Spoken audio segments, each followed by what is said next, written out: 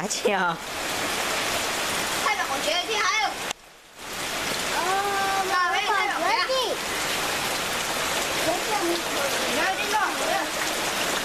？Đây là gì nào?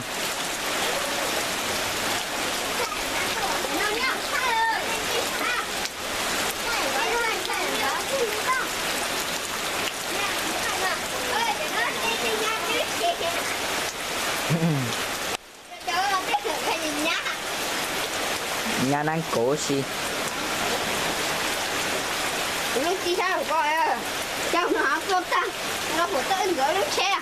Con gì cô?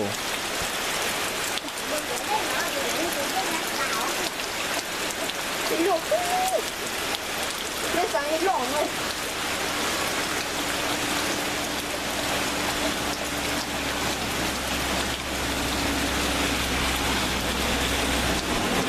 Có gì lỏng á, rồi gì mẹ à?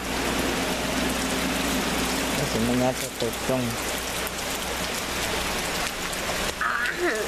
Là gọi những cánh Ba mất thiệt bị chai theo.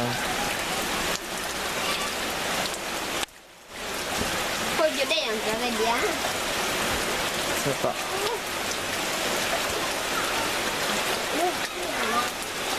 Biết cái này có lông xe không trên đường nha.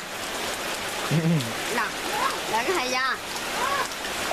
Là cái thả ra.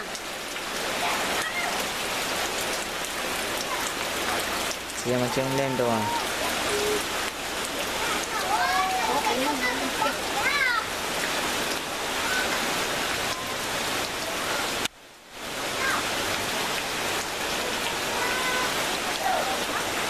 Thôi chỉ có cửa cái tấm này ra đi.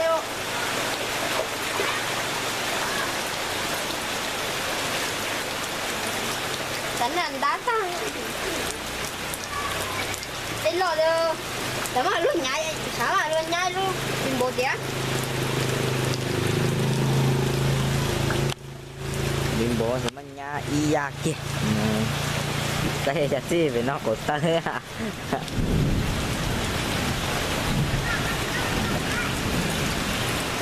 Thay gì bỏ trắng à?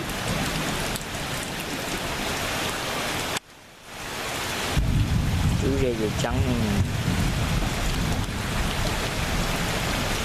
Để ra về xe mà theo bố cái hẳn xe. Ôi ơi, đi nhà ơi. Có thư ở đâu thì cha. Đừng có muốn chỉ có hả?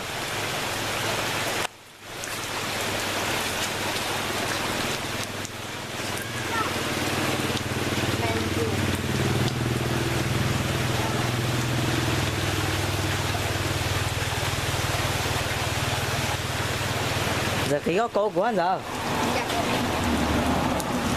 Hay chị không có gì. Wow, có gió phù ra thì ta có lưới hai em ra đi. Kiểu. Cho tao, cho chị Vun nó con thay sư. Bây giờ, bây giờ. Giờ có xả tao, thay đua. Gần giờ. Bây giờ nó cũng cho gì cái sao?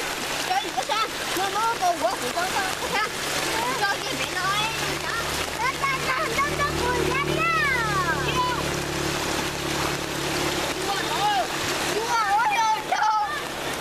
Tôi dân tạo.